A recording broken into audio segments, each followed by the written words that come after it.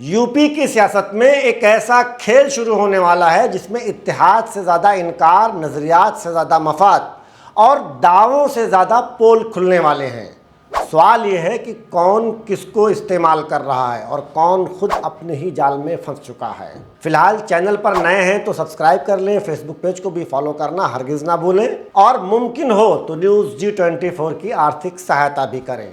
Link description में है। UP में एक बहुत बड़ा सियासी भूचाल दस्तक दे चुका है। बहुजन समाज पार्टी ने साफ साफ ऐलान कर दिया है कि वो किसी भी मुमकिन सियासी इत्तेहाद का हिस्सा नहीं बनेगी। हालांकि इससे पहले सियासी गलियारों में ये चर्चा था कि 2027 के इलेक्शन में MIM और BSP एक साथ नज़र आ सकते हैं। सिर्फ यही नहीं, समाजवादी पार्टी के कुछ मुस्लिम लीडरों ने भी अंदर ही अंदर MIM से हाथ मिलाने का जहन बना लिया था, लेकिन फिर अचानक खेल पलट गया। समाजवादी पार्टी ने भी ऐसे किसी इत्तेहाद से साफ इनकार कर दिया। अब आखिरी उम्मीद थी कांग्रेस।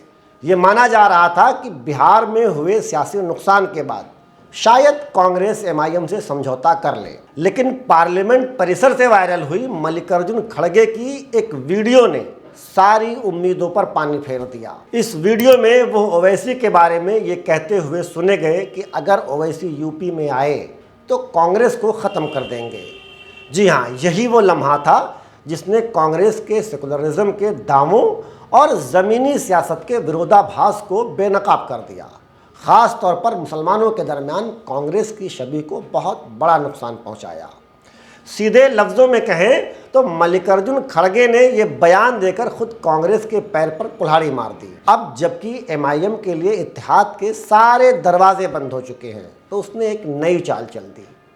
MIM के रियासती सदर शौकत अली ने ऐलान किया कि वो समाजवादी पार्टी के लिए 203 सीटें छोड़ रहे हैं और बाकी 200 सीटों पर खुद चुनाव लड़ेंगे। लेकिन अगर आप पूरे पॉलिटिकल सिनारियो को गौर से देखें तो एक बात बहुत वाज़ेह और साफ समझ में आती है।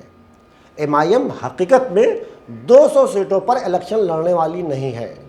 तो फिर सवाल ये है कि वो कर क्या रही है। तो इसका सीधा सा जवाब है, यूपी में बिहार वाला खेला दोहराया जाने वाला है। जिस तरह बिहार में सेकुलर सियासत के दावे और ज़मीनी हकीकत के विरोधाभास ने कई चेहरों को बेनकाब किया था, वैसे ही यूपी में भी कई बड़े नामों की असलियत सामने आने वाली है। और अगर इस एक्सपोज को शोर शराबे के साथ पेश करने की बात की जाए, जैसा कि बिहार में हुआ था, जहां राणा रणजीत लालू यादव के घर तक पहुंच गए और गाजे बाजे के साथ लालू परिवार के सेकुलर मुखौटे को नोच डाला, मुमकिन है कि यूपी में भी कोई राणा रंजीत की तरह कमान संभालने वाला सामने आए। अब अगर 2027 के चुनाव का मौजूदा मंजरनामा देखें तो तस्वीर कुछ यूं है।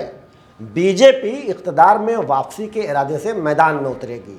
इसके बरखिलाफ अपोजिशन पार्टियां ओवैसी को यूपी से ख़त्म करने की प्लानिंग बना रही हैं। इस दरमियान आवाम की बात करें तो वो फ़िलहाल TV पर हिंदू मुस्लिम डिबेट देखने में मसरूफ़ हैं। मुमकिन है कि अगर इससे फुर्सत मिले तब शायद आवाम अपनी किस्मत का फ़ैसला खुद करे। फ़िलहाल सियासत का खेल जारी है। सवाल सिर्फ इतना है कि कौन शतरंज खेल रहा है और कौन सिर्फ मोहरा बना हुआ है।